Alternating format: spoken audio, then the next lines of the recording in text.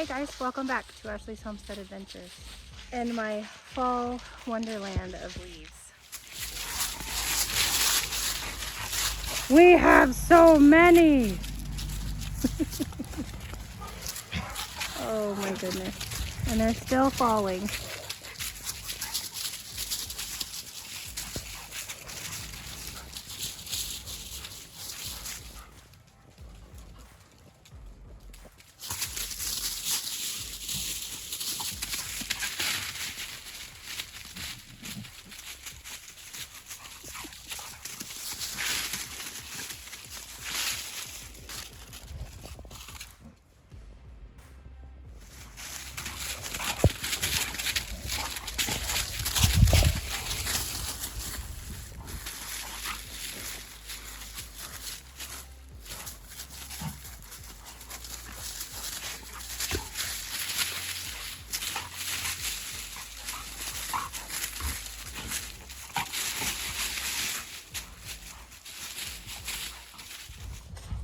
Yes, it is a lot of leaves. No, I'm not really worried about it. I'm embracing it, coming from somewhere where we really didn't have fall color. I grew up in Colorado where we had fall color, and then living in Oregon for 18 years, and I didn't have any fall color. I'm embracing the beauty of this. The leaves do not bother me. It's a farm. I do go through once a week and, you know, pick up some. I do blow them off my patio and my garage and, you know, try to keep the place a little tidy. But out here on the farm and in the pastures, it doesn't bother me. The dogs love playing in them. They will compost down and go back to the soil. And it's beautiful. It is the beautiful time of year in the fall before, I don't want to say the gray comes, but the nakedness comes. You know, a lot of our trees are naked through the winter, and so this is the beautiful last pop of color before winter comes. And we don't have that long of a winter, so it's okay. There is a season of rest. I will embrace it. So today, I have been out doing mobile doggy nail trims. I had, since I was in town, I went ahead and picked up another load of sawdust, and I changed it up a little bit today. Today I used feed bags like I said I was going to, and I also used a few trash bags because I ran out of feed bags. I like the feed bags. They're lighter, they're much easier on my back, and they stand upright in the truck, so I feel like I get more in the end. But the trash bags hold more. They're just much heavier. So I'm gonna go ahead and get this unloaded in the barn, and we'll move on with our day. Before I do that though, I should stop here and note, for those of you who are new and who don't know, I go to, well, for one, we have a lot of animals here on the farm. I try to keep a semi-clean barn, and so I go through a lot of bedding. These are my compost piles.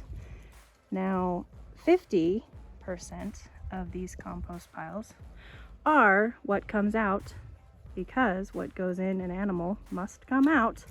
So 50% of these piles is what comes out of animals. The other 50%, at least, if not more, is bedding and hay. I go through a lot of it. So, and this, to give you an idea, is 1, 2, 3, about 4 months worth of what comes out of my barn and has been composted and turned. I do cold composting. I'm not scientific about my composting. I do cold composting, and so this is my compost area. Now, right now, because I just did a video about this, and I don't want to keep those of you that do know, but I also want to explain to those of you who are new what is going on the farm. I go through a lot of bedding. Bedding is expensive. I'm always trying to find ways to save money here on the farm, and there's two things. You either, no matter what it is in life that you want, you either work for it or you pay for it. Also, if you've got the time, don't have the money. If you have the money, you don't have the time. right? So right now, I'm not rich, but I've got a little bit more time than normal. I'm building businesses, and so therefore, like today, I worked until about 10 o'clock this morning, and then I was off for the rest of the day. So I found a place that is semi-close by, it's about 40 minutes away, that I can go and get free sawdust. It is organic, there's nothing sprayed on it, it comes from, it's sourced naturally, organically. It's not somewhere like a tree farm that's been sprayed, or that's always my big deal is does it have chemicals on it? This does not. This is just a small mill at a really nice guy's house, and I'm doing him a favor by getting rid of his sawdust, and he's doing me a favor by giving me, as long as I'm willing to load it, sawdust for my barn. So that's where this stuff comes from. It's going to go in my barn, in the stalls of the animals, to soak up what comes out and to keep my barn looking fresh and smelling fresh. Okay, and the truck.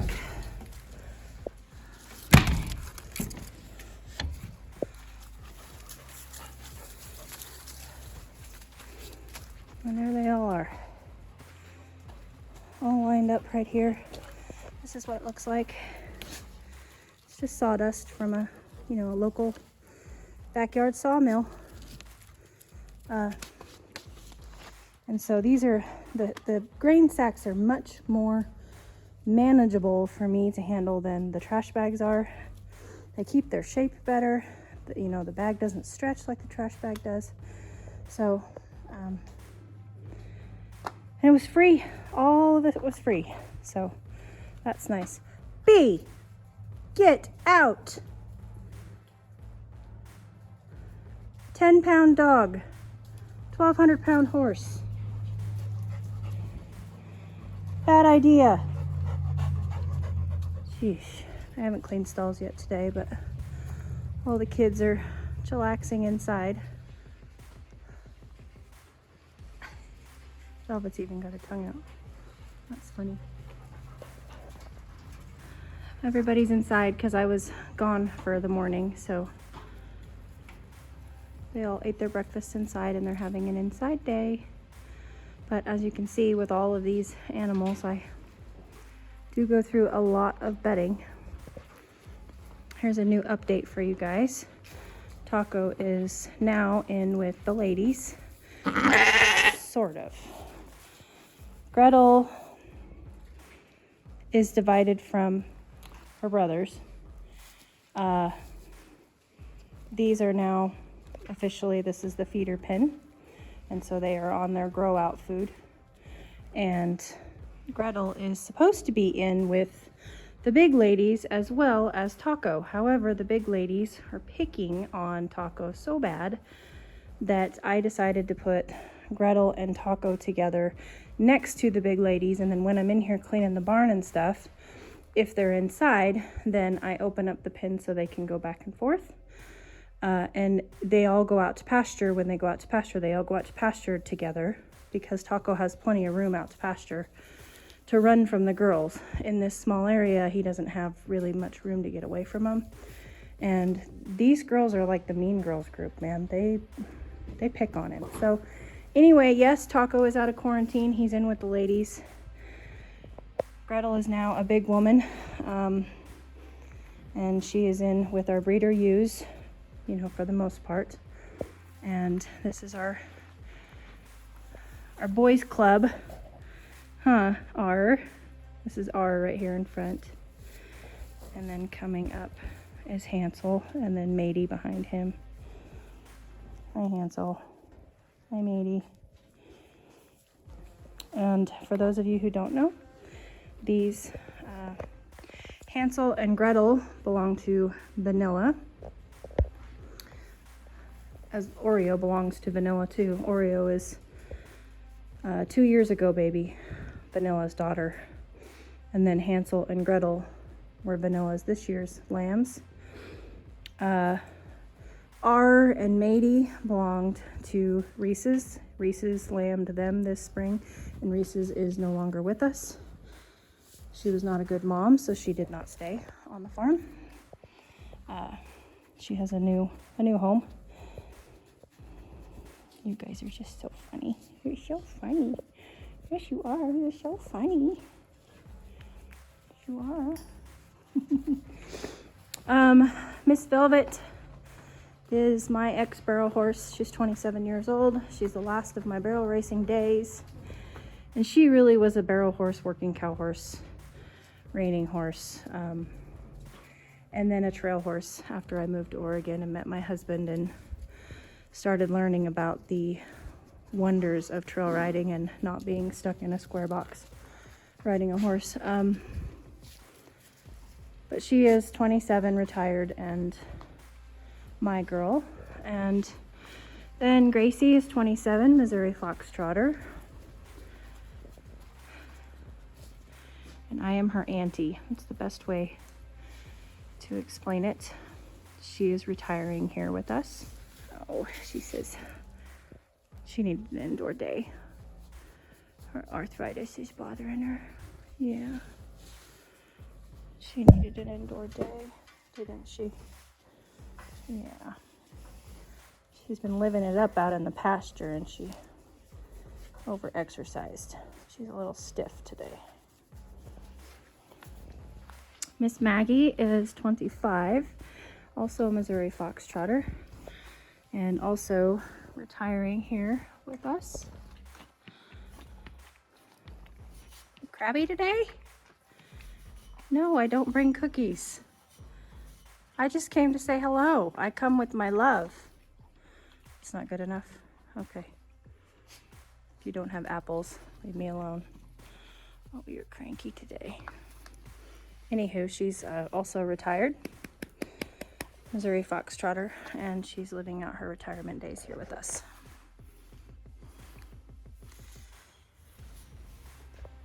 Okay, there's going to be some big projects happening here in the barn soon. Not today, but you guys are going to see this eyesore cleaned up, as well as that back corner cleaned up here pretty quickly.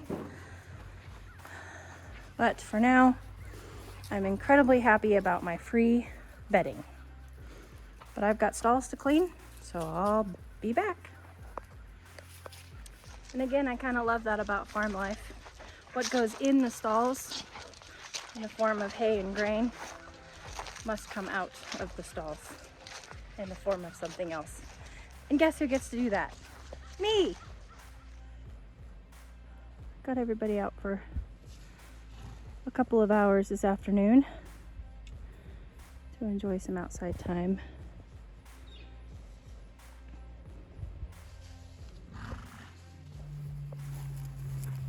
Oh my goodness, you guys, look at that.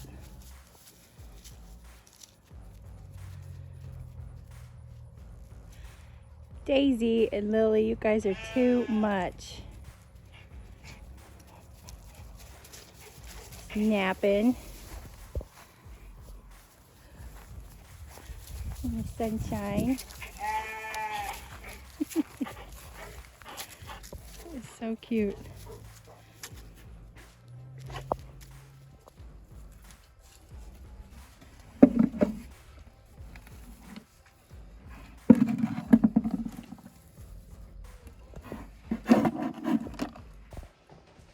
Okay guys, barn is clean, and my day has once again gotten away from me, but that's okay. It feels good to be working and taking care of my farm. So I'm back in the kitchen. Show you what I'm doing here. I have, this is catfish. It has been frozen. We caught this this summer and put it in Ziploc bags and froze it. And this is antelope meat that was given to me by a friend of mine who was cleaning out their freezer. This is going to turn into dog food. I'm going to put the catfish directly in the crock pot, and I'm actually going to defrost this antelope because this is, I believe, in big chunks and I need to cut it up before it goes in the crock pot. The catfish will fall apart. My very good friend who I taught how to clean this catfish, and I know that there are no bones in it.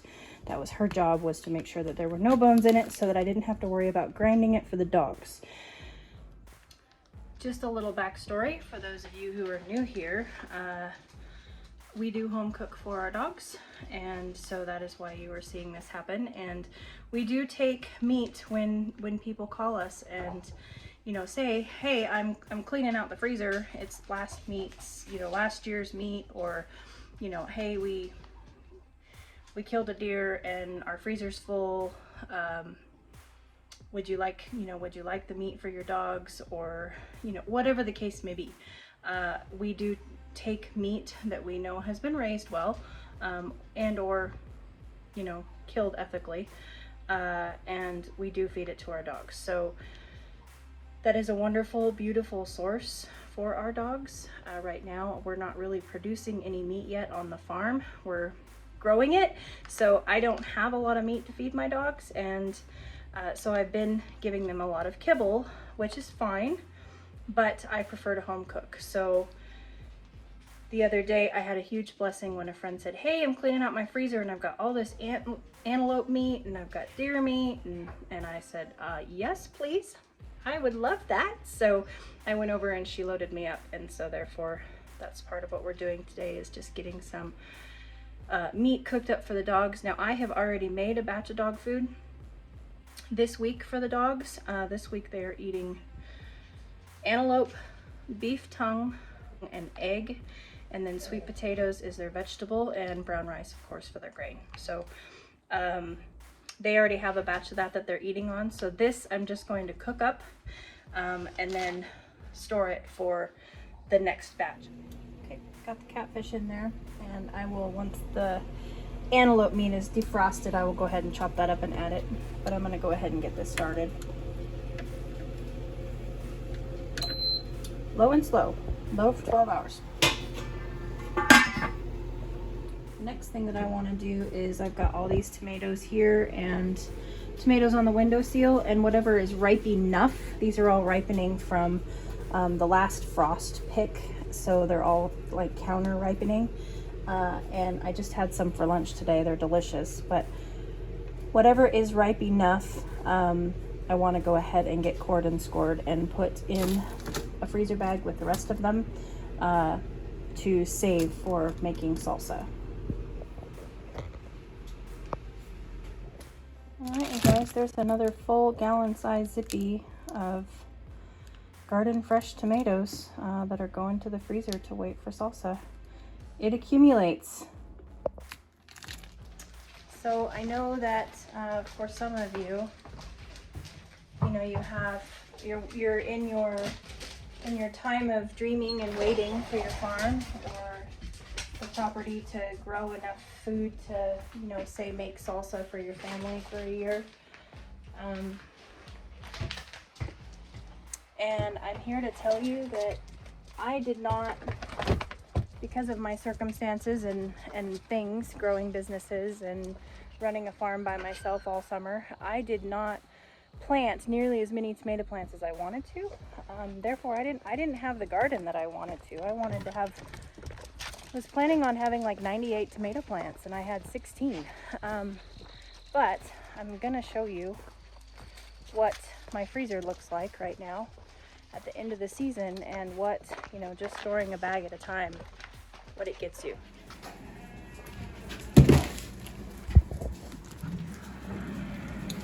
So everything in the door is tomatoes. It's 1, 2, 3, 4, 5, 6, 7, now 8 gallon size zippies of tomatoes. This one's not completely full. Matter of fact, I'm going to take it in because it's partial, so I'll work on this one next. And I lied. This is actually garlic parmesan zucchinis. I made it up. I cut up the zucchinis and prepped it so it's kind of like a meal in a bag, in a freezer bag. But that's what it gets me. That's going to make a significant amount of salsa, you guys. Now, it is not going to make the amount of salsa that we need for a year. Mr. Wonderful can eat at least 75 pounds of tomatoes just in salsa a year, and that's just him.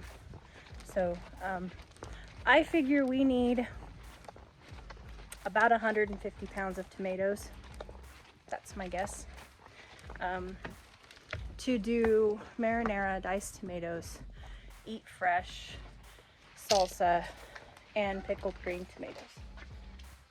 That's my guess. But for just having a few plants and thinking, oh, I completely failed the tomato season, now I'm starting to get a little pep in my step because I've got 8 gallons of tomatoes ready to be made into salsa. And I still have a bunch that are ripening on the table here in the dining room. So it's good news. I guess I just want to be your inspiration to take baby steps, no matter what you're doing. It doesn't have to be salsa, you guys. It doesn't have to be gardening. It doesn't have to be... I was just using the tomatoes as an example. Take baby steps and work towards your goal of accomplishing whatever it is that you want to accomplish. And as long as you're taking, you know, one foot in front of the other, or just keep swimming, swimming, swimming. Those are things that I tell myself every day to continue working towards the ultimate goal. And so if I can do it, you can do it too.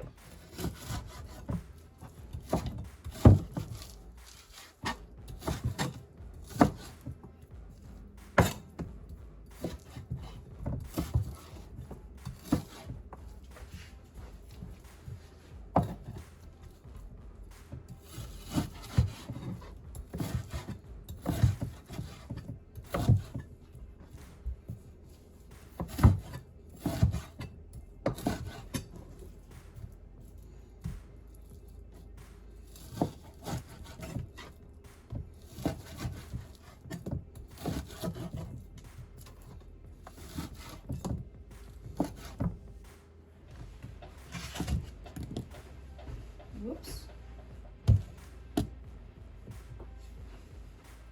Okay, quick tip. I just popped on a sweatshirt and came out to feed because it is now 5 o'clock and I need to get everybody in. But that meat, you will notice that it was cutting fairly easy. If you want to easily cut meat, par frozen or pre-frozen meat is way easier to cut. So if you freeze it to like that, for instance, I defrosted it to the point to where it was still frozen, but it was workable. If you have meat that you're, you know, say you're cutting up an animal or, you know, whatever the case may be, just know that, I'm gonna say halfway frozen meat, it cuts up a whole lot easier, you guys. So just kind of not a pro tip, but a girl that cuts up a lot of meat, that is a tip. Trust me, it will save your hands, it'll save your knives, all of that. You know, I don't know if they call it par frozen, pre-frozen, I'm not sure what the technical term is for it, but semi-frozen meat cuts up way easier. Also, since I'm out here, this is what the kids' dog food looks like right now. That's the antelope and the tongue and the egg and the sweet potato and the rice. You can't even really even see the rice. There's only a pound in a 10-pound batch of rice. And while I'm out here, I decided to go ahead and grab, this is pre-made rice that I'll go ahead and put in with that meat that we just cut up, and I'll go ahead and make another batch of dog food. My kids go through a lot of food. I have 5 dogs, so. And because I get asked a lot, and the bag is right here, this is Victor. This is Multipro for normally active dogs. This is the kibble that they're eating right now with their home cooked. So, and this is what the lineup looks like. This is everybody's dish. Oh, once again, my favorite time of the night. Everybody's had their dinner. Just having their dinner. And it's peaceful. Good night, Miss Velvet.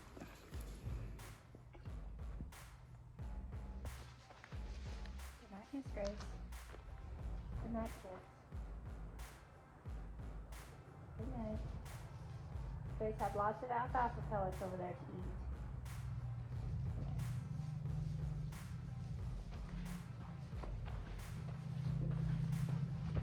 See you in the morning.